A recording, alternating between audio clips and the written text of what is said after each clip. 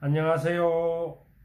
책 읽어주는 이한이 할아버지입니다. 오늘도 박영란님께서 글을 쓰시고 김천정님 외에 몇 분이 그림을 그리신 맛있는 지구촌 옛날 이야기 한 편을 읽어드리겠습니다. 오늘은 캐나다에서 전해 내려오는 진실한 마음의 눈이라는 이야기로군요. 옛날 넓고 넓은 바닷가에 여동생과 함께 한 인디언 전사가 살았습니다. 그에게는 남들 눈에 자신이 보이지 않게 할 수 있는 남다른 재주 하나가 있었습니다. 이 재주 덕분에 그는 적들 사이로 몰래 숨어 들어가 적들의 계획을 모두 엿들을 수 있었습니다. 그래서 사람들은 그를 보이지 않는 강한 바람이라고 부르며 그를 무척 좋아했습니다. 마을 아가씨들은 그를 남몰래 좋아하며 결혼하고 싶어 했습니다. 집으로 돌아올 때 처음으로 날 알아보는 아가씨와 결혼할 거야.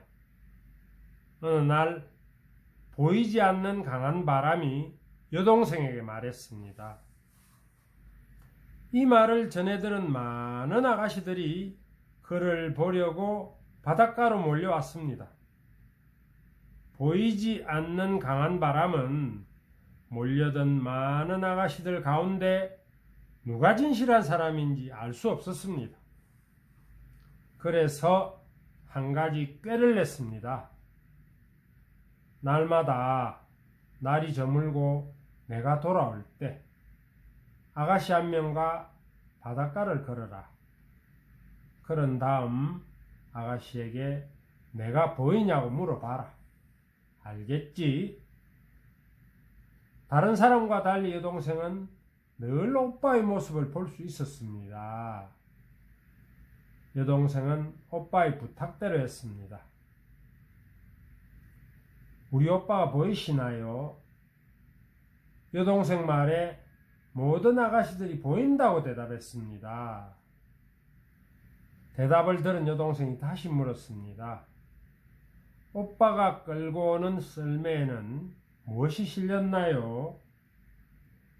여동생의 질문은 늘 같았지만 아가씨들의 대답은 저마다 달랐습니다. 사슴 가죽이요. 긴 끈이 가득 실렸는데요. 하지만 보이지 않는 강한 바람은 썰매를 끌고 오지 않았습니다. 그런데 이 마을 족장에게는 딸 셋이 있었습니다. 이 딸 가운데 셋째 딸이 가장 상냥하고 착해 많은 사람들의 사랑을 받았습니다. 셈이 많은 첫째와 둘째 딸은 셋째 딸을 미워하며 못살게 굴었습니다. 셋째가 제 발로 집으로 나갔어요. 셋째 딸에게 누더기 옷을 입히고 얼굴에 흉터를 내어 집에서 쫓아낸 두 언니는 아버지에게 거짓말을 했습니다. 물론 이 두 딸도 보이지 않는 강한 바람과 결혼하고 싶었습니다. 그래서 어느 날 둘은 바닷가 그의 집으로 찾아갔습니다. 해가 질 무렵이 되자 여동생은 두 딸과 함께 바닷가를 거닐었습니다. 늘 그렇듯이 여동생은 두 딸에게 오빠가 보이느냐고 물었습니다. 물론 잘 보여요. 두 딸은 똑같이 대답했습니다. 그럼 우리 오빠 어깨에 무엇을 둘렀나요? 가죽으로 만든 끈을 둘렀어요. 이번에도 두 딸은 똑같이 대답했습니다. 물론 거짓말이었습니다. 보이지 않는 강한 바람의 어깨에는 아무것도 두르지 않았습니다.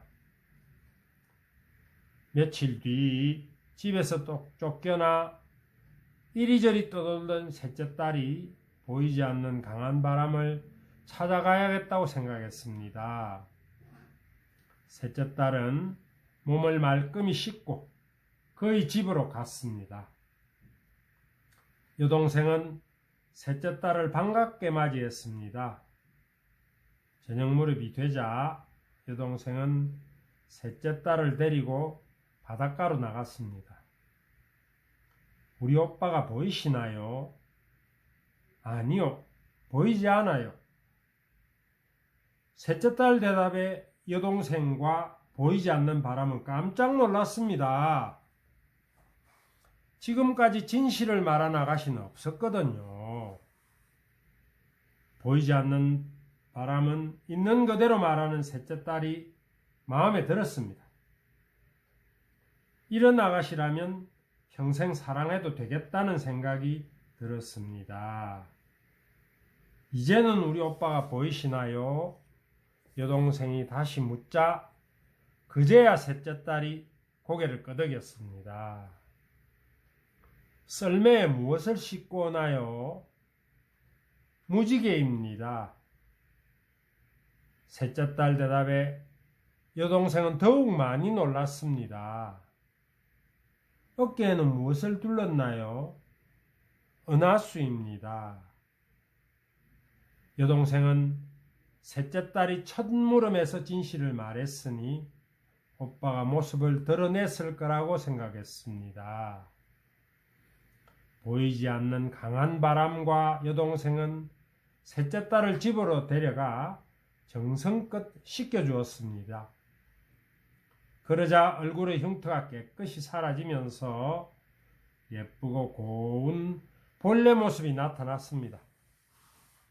얼마 뒤 셋째 딸은 보이지 않는 강한 바람과 결혼식을 올렸습니다. 족장의 첫째 딸과 둘째 딸은 셋째 딸을 무척 부러워했습니다. 결혼한 뒤에도 셋째 딸은 착하고 지혜로운 생각으로 남편인 보이지 않는 강한 바람이 더 훌륭한 전사가 되도록 도왔답니다. 사람은 혼자 있을 때 정직하다. 혼자 있을 때는 자기를 속이지 못한다. 하지만 남을 대할 때는 그를 속이려 한다. 그러나 좀 더 깊이 생각하면 그것은 남을 속이는 것이 아니고 자기 자신을 속이는 것이다. 미국의 사상가인 에머슨이 한 말이라고 하는군요. 오늘도 할아버지의 이야기를 들어주셔서 고맙습니다.